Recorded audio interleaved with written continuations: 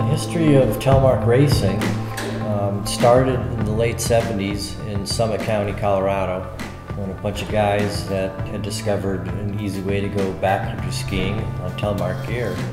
They decided, around sitting in a hot tub, a bunch of friends of mine, that why don't we do this and start racing? The first North American Telemark Series championship happened in 1982, which is what is now our U.S. National Championships. Then in 1994, it became an FIS sport, where telemark racing grew to the point of all the countries in Europe and other foreign nations joined in and took part in it, and the rules changed. We came up with Classic and different races. From there, it was a full-fledged World Cup sport. When we set a course for a telemark race, it's very similar to what you do for an alpine course. The gate spacing's similar. The real difference is some of the features that we add, the Nordic jump that we have in the race, and then the Rapaloosa, which is a 360-degree turn at the bottom of the course, and the skating to it. The nice thing about the telemark races is that you get that combination of alpine and Nordic in that. It made it more exciting for people to watch the race and see what's going on and look at the athletes in a whole new level than what had been seen before, because people were used to Nordic racing or jumping or alpine racing, and telemark became the sport that combined all those elements into one event. You gave me some short pieces that I thought about using how to get in there, where that room is. Okay. Alpine you always have gate judges, because you want to make sure somebody goes through the gate. With telemark, you actually want to make sure that they maintain or that they follow the telemark turn, and that involves really two major things. One is to make sure that there's a boot space between their boots on the turn. If they were too close, then they would get a 1-second penalty. What you would have then, if you didn't judge it, is you would have people doing parallel turns. And the second part of the turn is a smooth transition. So you're going to lead with one leg, and then you're going to smoothly transition and lead with the other as you're going around that turn. If you stop in the middle in parallel for a while, that's also a penalty. So those are the two main situations that will cause a penalty.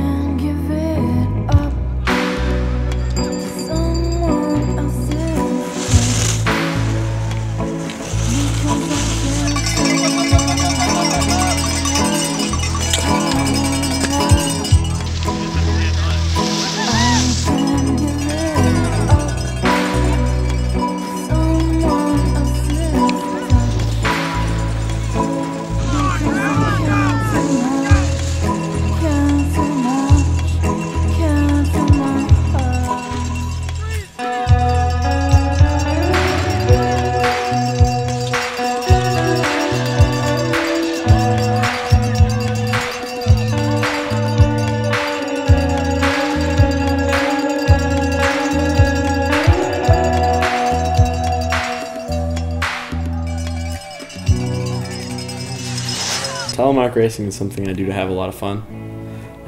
It keeps me motivated. It's a reason for me to get good grades in school so that I can get support from my parents to keep skiing.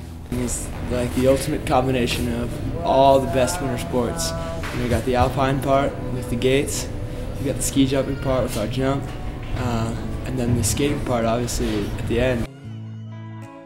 kind of created a community and like a team that I can go to for help, and so you have to be pretty well-rounded, like all around physically fit.